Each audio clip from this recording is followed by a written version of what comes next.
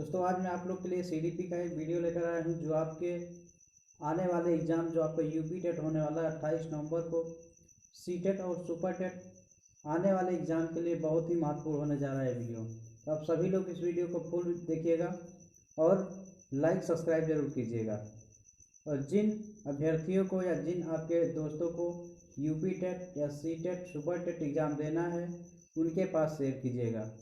Free में पढ़ने के लिए वीडियो लाइक कर लीजिएगा और चैनल को सब्सक्राइब कर लीजिएगा। अब प्रेरणा का वर्गीकरण होता है, आपको बताना है क्या होता है वर्गीकरण। स्वाभाविक और कृत्रिम, कम महत्वपूर्ण तथा अधिक महत्वपूर्ण, जन्मजात तथा अर्जित, अभिप्रेरणा तथा प्रलोभन। तो अभिप्रेरणा का वर्गीकरण होता है या किस प्रकार से होता है। सी राइट आंसर इसका हो जाएगा, जन्मजात तथा अर्जित होता है।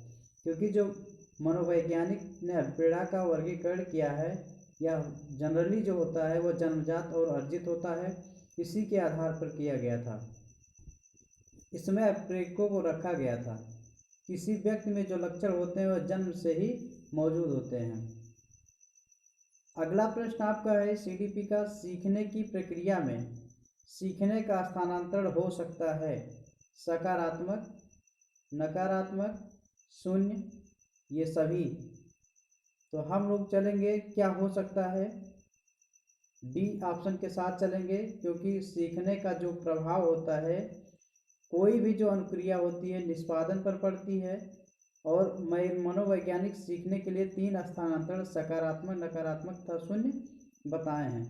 तो ये आपके सभी हो जाएंगे और ये सभी ऑप्शन सही हो जाएगा आपका। लॉक करेंगे डी ऑप्शन को। निम्नलिखित में कौन सा मत अंतर्दृष्टि द्वारा सीखने की व्याख्या करता है। 4 ऑप्शन आपके दिए गए हैं। हमारे बताने के पहले आप लोग सही ऑप्शन बता सकते हैं। रफ और कॉपी ले लीजिए, लिख भी सकते हैं, जिससे आपकी प्रैक्टिस अच्छी होगी। मनोविश्लेषणवाद, व्यवहारवाद, संबंधवाद, गेस्टाल्टवाद।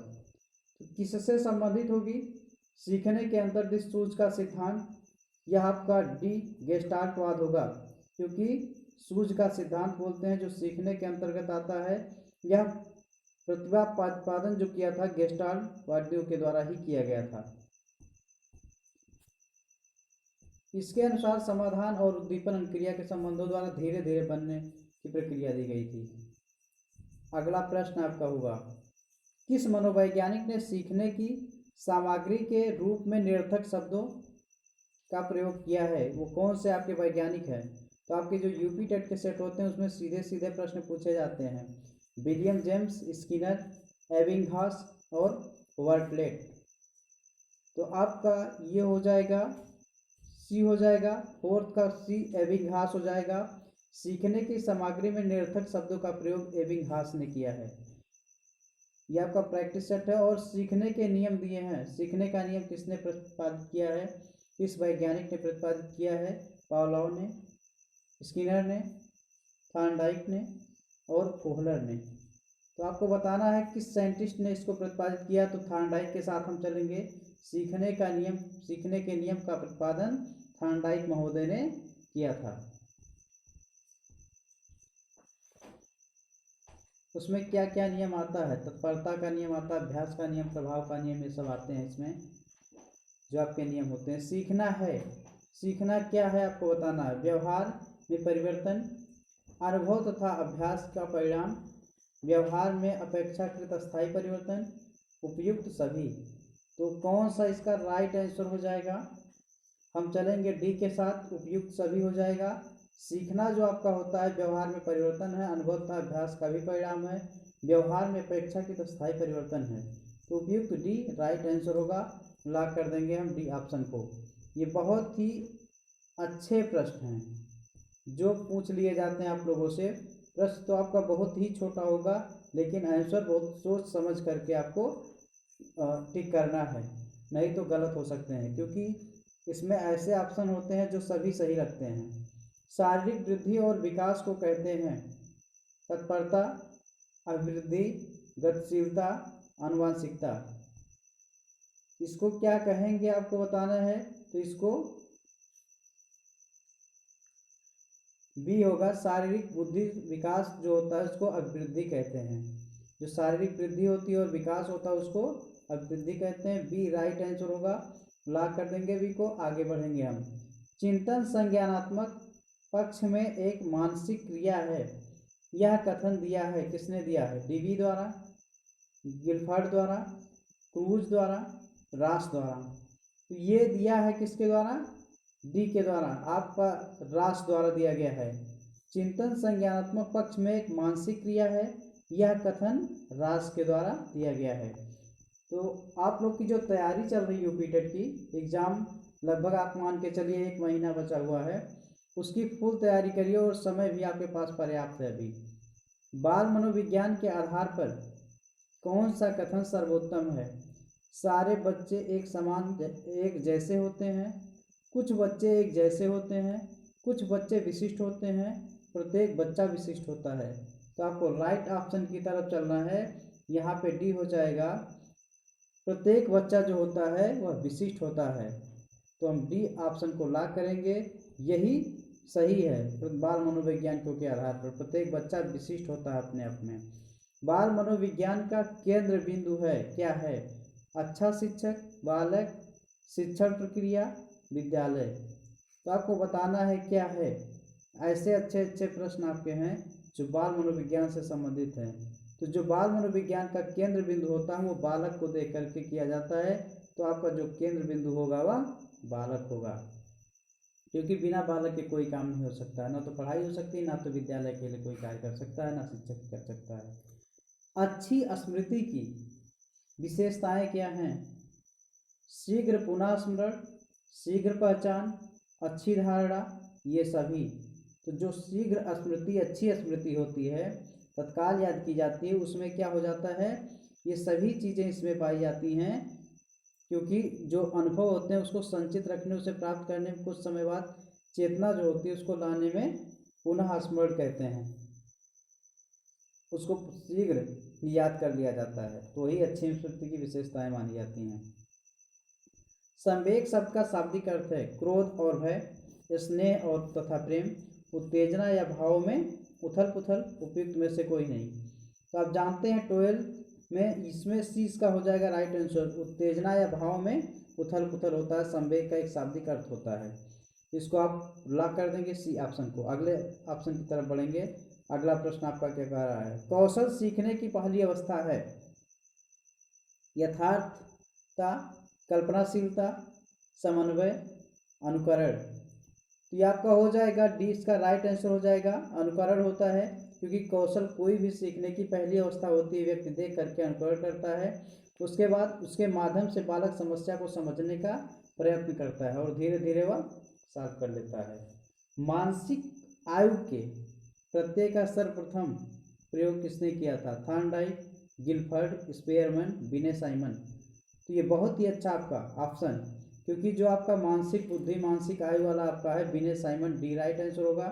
इसके साथ चलेंगे, विने और साइमन के द्वारा प्रतिपादित किया गया था। मानसिक आयु, वास्तविक आयु 500। कौशल अवस्था के लिए उत्तम शिक्षण विधि है मॉन्टेसरी विधि। शैशवावस्था के लिए उत्तम शिक्षण विधि है, शैशवावस्था जो होता है, मॉन्टेसरी विधि, खेल विधि, किंडरगार्टन विधि, उपयुक्त सभी। तो इसके लिए आपका राइट आंसर डी हो जाएगा, उपयुक्त सभी हो जाएगा, क्योंकि शैशवावस्था जो बालक की अवस्था होती है, पहले की स्टार्टिंग अवस्था होती है, उसमें मॉन्टेसरी, खेल और किंडरगार्टन विधि उपयुक्त होती है। तो इसलिए सब हो जाएंगी, सब विधियाँ उपयुक्त होंगी। बाल विकास में क्या सहायक होता है? देखिए, प्रक्रिया पर बल है, वातावरण और अनुभव की भूमिका पर बल है, गर्भावस्था में किशोरावस्था तक का अध्ययन होता है, उपयुक्त सभी पर अध्ययन होता है। तो आप इसमें चलेंगे, राइट आंसर डी की तरफ चलेंगे, क्योंकि सभी पर बल दिया जाता है। प्रक्रिया पर बल दिया जाता है, वातावरण और अनुभव की भूमिका पर बल होता है, गर्भावस्था से किशोरावस्था का भी अध्ययन होता है, उपयुक्त सभी राइट आंसर हो जाएगा। डी के साथ चलेंगे हम। अगला प्रश्न, बाल विकास का अध्ययन क्षेत्र है। बाल विकास की विभिन्न अवस्थाओं का अध्ययन, वातावरण का बाल विकास पर पड़ने वाले प्रभाव का अध्ययन, तो इसका हो जाएगा डी राइट आंसर हो जाएगा। उपयुक्त सभी हो जाएगा, व्यक्ति विभिन्नताओं का अध्ययन हो जाएगा।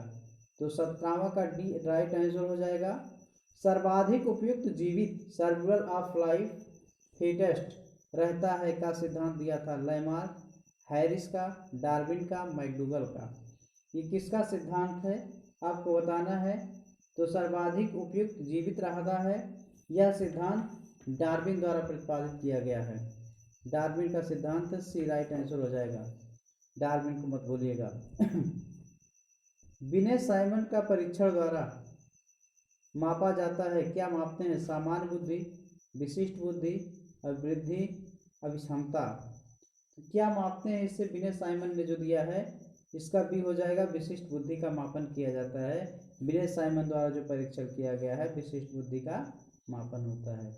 वी राइट आंसर हो जाएगा। संवेगात्मक विकास को प्रभावित करने वाले कारक हैं शारीरिक स्वास्थ्य, मानसिक योग्यता, थकान, उपयुक्त सभी। ये हो जाएगा इसका डी राइट आंसर हो जाएगा, उपयुक्त सभी हो जाएगा। संवेगात्मक विकास को प्रभावित करने वाले कारक हैं उपयुक्त सभी है, शारीरिक स्वास्थ्य, मानसिक योग्यता और थकान। तो आप राइट करेंगे उपयुक्त सभी, डी लॉक कर देंगे। सामाजिक प्रत्याशाओं के अनुरूप व्यवहार की योग्यता का अधिगम सामाजिक विकास कहा जाता है। उक्त कथन है किसका, हरलाक का, टीपी गन का, मैकडूगल का, रास का। किसे कहते हैं। ये आपका हो जाएगा 21 ए हो जाएगा, ए के साथ हरलाक का। यह सामाजिक प्रत्याशाओं के अनुरूप व्यवहार की योग्यता का अधिगम सामाजिक विकास कहा जाता है। ये आपका हरलाक हो जाएगा, ए राइट आंसर हो जाएगा। सीखने का सर्वाधिक उपयुक्त अर्थ है कौशल अर्जन, ज्ञानार्जन, व्यवहार में परिमार्जन और व्यक्तिक समायोजन।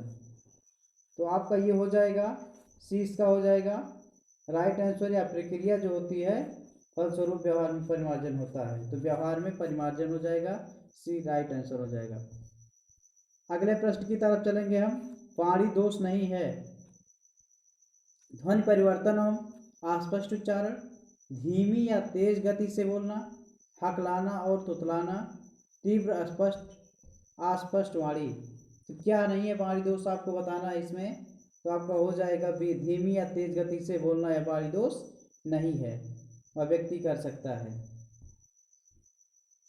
प्राथमिक स्तर पर मूल्यों को शिक्षा देने की सर्वोत्तम विधि क्या है। मूल्यों के महत्व को बताना, मूल्य के पालन न करने पर दंडित करना, अध्यापक के व्यवहार में मूल्य स्थापन, उपयुक्त सभी।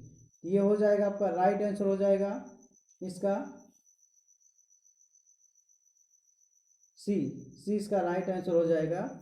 अध्यापक के व्यवहार में मूल स्थापन हो जाएगा, प्राथमिक स्तर मूल्यों की शिक्षा देने की सर्वोत्तम विधि हो जाएगी, सी राइट आंसर हो जाएगा। मूल्यों के वर्गीकरण में सम्मिलित नहीं है आध्यात्मिक मूल्य, एंड केन प्रकार ज्ञानार्जन का मूल्य, नैतिक मूल्य, सांस्कृतिक मूल्य। ये आपका हो जाएगा बी, इसका राइट आंसर हो जाएगा। एन केन प्रकार धनार्जन का मूल्य हो जाएगा, ये राइट आंसर हो जाएगा बी। तो आप सभी लोग जो भी यूपी टेट का एग्जाम जिन लोगों को देना है वो लोग फ्री में पढ़ने के लिए इस चैनल को सब्सक्राइब कर लें, जिससे सभी आने वाले वीडियो का नोटिफिकेशन आपको मिलता रहेगा और फ्री में आपकी पढ़ाई चलती रहेगी और आपका प्रैक्टिस होता रहेगा। व्यक्तित्व के संगठन का स्वरूप है सामाजिक, आर्थिक, मनोवैज्ञानिक शारीरिक, सामाजिक राजनीतिक, मनोवैज्ञानिक आध्यात्मिक। इसका हो जाएगा राइट आंसर हो जाएगा बी, मनोवैज्ञानिक और शारीरिक हो जाएगा। व्यक्ति के संगठन का स्वरूप है मनोवैज्ञानिक शारीरिक है। जो भी प्रैक्टिस सेट आपको मिलते हैं इस चैनल पे वो हमेशा आप लोग को बहुत कम ही समय में उपलब्ध होते हैं, जिससे आपका समय ज़्यादा वेस्ट ना हो और आप जल्दी से जल्दी 30 प्रश्नों का एक सेट हल कर लें। आत्म केंद्रित व्यक्ति होता है अंतर्मुखी, बहिर्मुखी, उभयमुखी और सामाजिक निर्भर। यह आपका हो जाएगा, इसका राइट आंसर बी हो जाएगा। आत्म केंद्रित जो व्यक्ति होता है अंतर्मुखी व्यक्ति का प्रमुख गुण होता है, तो ये हो जाएगा आपका बी हो जाएगा बहिर्मुखी। आत्म केंद्रित व्यक्ति होता है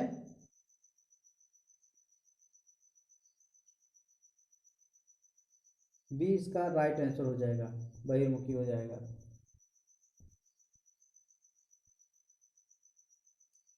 अगला हो जाएगा अपने ऊर्जा बल को बाहर की ओर अभिव्यक्त करने वाले व्यक्ति का प्रकार होता है ज्ञानात्मक व्यक्तिगत, कलात्मक व्यक्तित्व, बहिर्मुखी व्यक्तित्व, धार्मिक व्यक्तित्व। ये आपका हो जाएगा, इसका राइट आंसर भी हो जाएगा, ये हो जाएगा कलात्मक व्यक्तित्व हो जाएगा। अपने ऊर्जा बल को बाहर की ओर व्यक्तित्व करने वाले व्यक्ति का प्रकार होगा कलात्मक व्यक्तित्व हो जाएगा, बी राइट आंसर हो जाएगा। अगला प्रश्न आपका है कक्षा 4 का एक बच्चा सदैव चिंतित और कुंठित रहता है, आप क्या करेंगे? उसके अभिवादन का शिकायत करेंगे, मनोचिकित्सक के पास ले जाएंगे, स्वयं परामर्शदाता की भूमिका निर्वाह करेंगे या उसके भाग्य पर छोड़ देंगे? तो ये आपका राइट आंसर जो इशारा कर रहा है ये आपका सी की तरफ इशारा कर रहा है, स्वयं परामर्शदाता की भूमिका का निर्वाह करेंगे, क्योंकि यह बच्चा कक्षा 4 का है। अगला आपका भाषा विकास का सिद्धांत नहीं है अनुबंधन का सिद्धांत, अनुकरण का सिद्धांत, अतिरिक्त शक्ति का सिद्धांत और परिपक्वता का सिद्धांत। कि आपका हो जाएगा सी इसका राइट आंसर हो जाएगा, अतिरिक्त शक्ति का सिद्धांत। ये आपका हो गया 30 क्वेश्चन इस प्रैक्टिस सेट का। और वीडियो लाइक कर लीजिएगा, चैनल सब्सक्राइब कर लीजिए, ज़्यादा से ज़्यादा लोग सब्सक्राइब कर लेंगे, जिससे सभी लोग इस फ्री में पढ़ने के लिए आप लोग कुछ लाभ पा जाइए। और वीडियो शेयर कीजिएगा, कमेंट करके बताइएगा। धन्यवाद।